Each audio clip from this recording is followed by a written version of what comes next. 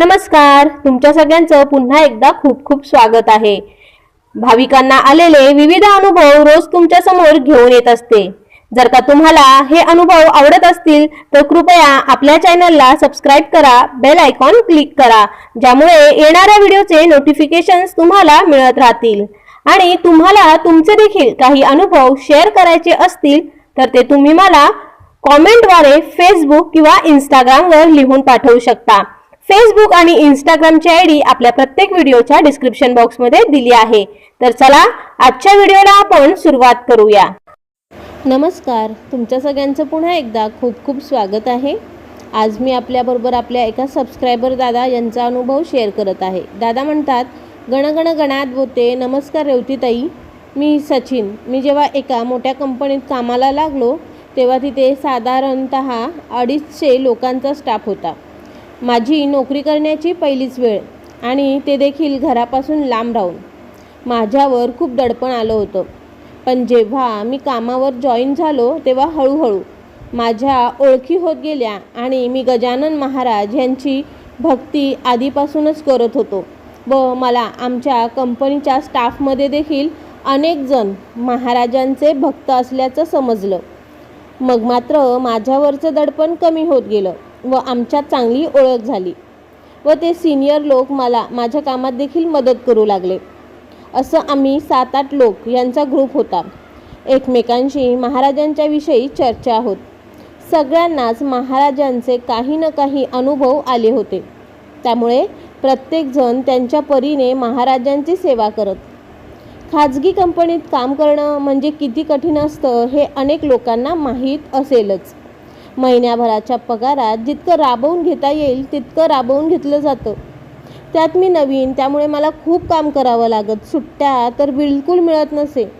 मी देखील माझं काम इमाने इतबारे करत होतो। असंच एकदा महाराजांचा प्रकट दिन 8 दिवसांवर येऊन ठेपला होता, म्हणून आमच्या ग्रुपमधील 2-3 त्यांची इच्छा पूर्ण व्हावी म्हणून प्रकट दिनास पारायण करण्याचा संकल्प केला होता आणि त्यासाठी त्यांनी आधीच रजा मंजूर करून घेतली होती। माझी देखील खूप इच्छा होती की मला लवकरात लवकर एक 4 व्हीलर गाडी घेता यावी आणि मग ग्रुपमधील सर्वांनी मला सल्ला दिला की महाराजांचे प्रकट दिनाच्या दिवशी पारायण वाचन करून काही मागितलं तर ते नक्कीच त्या भक्ताची इच्छा पूर्ण करतात। तेव्हा मी देखील प्रकट दिनाच्या दिवशी पारायण वाचन करू या विचाराने रजेचा अर्ज केला, पण माझा अर्ज नामंजूर झाला। त्यामुळे मी खूप दुःखी झालो। पण मला आतून खूप वाटत होतं की मला ज्या क्षणी महाराजांची आठवण येते तो क्षण मला प्रकट दिनासारखा आहे। म्हणून मी प्रकट दिनाच्या आधी येणारा शनिवार रविवार पाहून त्या सुट्टीच्या दिवशी पारायण वाचन करावे असं ठरवलं आणि मग प्रकट दिनाच्या आधीच मी पोथी वाचून घेतली व माझ्या मनातील इच्छा महाराजांना व्यक्त केली। पुढे आमच्या ग्रुपमधील 2-3 प्रकट दिनाच्या दिवशी पारायण केलं। प्रकट दिन येऊन केवळ 4च दिवस झाले असतील तोच मला गावाकडून आबांचा म्हणजे माझ्या वडिलांचा फोन आला व त्यांनी मला माझी विचारपूस करून सांगितले की सचिन, तुला गाडी घ्यायची होती ना? तेव्हा मी त्यांना म्हणालो, हो घेईल पुढच्या वर्षी। तेव्हा आबा म्हणाले की पुढच्या वर्षी नको, आत्ताच तुझ्या पसंतीची गाडी बुक करून घे, मी तुला पैसे पाठवत आहे। तेव्हा मी आबांना विचारलं की इतके पैसे एकदम आले कुठून? तेव्हा आबा मला म्हणाले की त्यांना शेतातील धान्याचा भाव चांगला मिळाला आणि त्यामुळे ते धान्य विकून अपेक्षेपेक्षा जास्त पैसे मिळाले।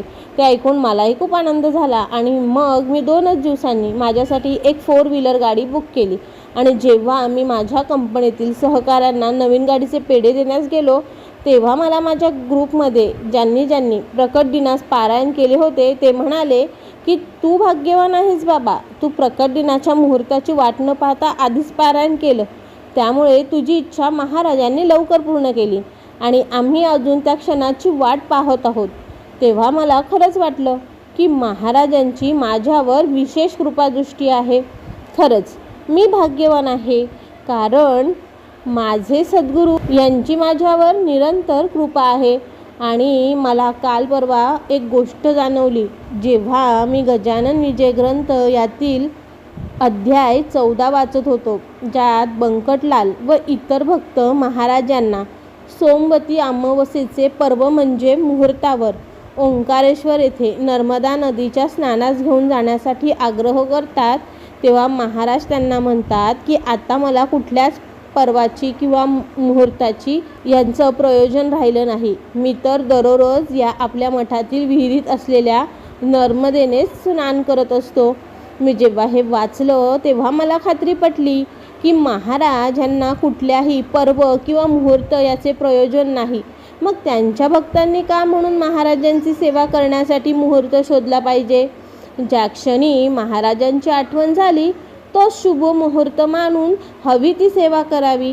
कारण महाराज आपली माऊली आहे. ती जशी भक्तांच्या मदतीसाठी काळ वेळ पाहत नाही, तसंच भक्ताने देखील गुरुच्या सेवेसाठी मुहूर्त शोधत बसू नये.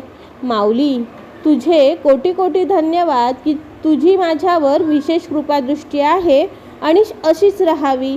जय गजानन श्री गजानन गण गण गणात बोते.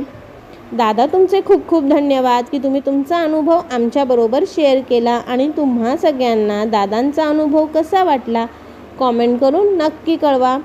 आता बघूया प्रश्नमंजुषेतील आपला आजचा प्रश्न काय आहे. तर प्रश्न असा आहे की लक्ष्मण हरी जांजळ यांच्याकडे पुण्यतिथीच्या कार्यक्रमास प्रसाद घेण्यासाठी कोण कोण आलं होतं त्यांची नावं तुम्हाला सांगायची आहे.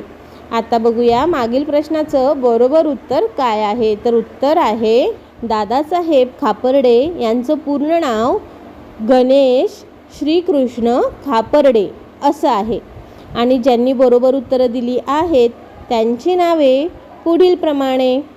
पहिलं मनोरमा शिर्की, 2 रमेश काळे, 3 बिट्टूस, 4 राजेंद्र मोघे, 5 प्रज्ञा मोघे, 6 सुचिता दोराईस्वामी, 7 राजेश फरांदे, 8 तृप्ती आखरे, 9 अपर्णा भालेकर, 10 वैभव गोळे, 11 योगेश भूमकर, 12 भार्गव खवडे, 13 आईस बियर, 14 किशोर पाटील, 15 साई आंधळे, 16 विद्या वानखेडे, 17 विद्या भडंगे.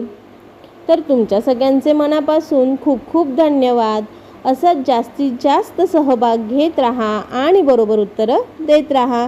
आणि जर का तुम्हाला आपला आजचा अनुभव आवडला असेल तर व्हिडिओला लाईक करा, जास्तीत जास्त लोकांबरोबर शेअर करा. आणि तुम्ही देखील तुमचे अनुभव मला कॉमेंटद्वारे फेसबुक, इंस्टाग्राम किंवा आपल्या जीमेलच्या ID वरती लिहून पाठवू शकता. फेसबुक, इंस्टाग्राम आणि जीमेलची ID आपल्या प्रत्येक व्हिडिओच्या डिस्क्रिप्शन बॉक्समध्ये दिली आहे. श्री गुरुदेव दत्त, श्री गुरु गजानन माऊली नमहा. गण गण गणात बोते.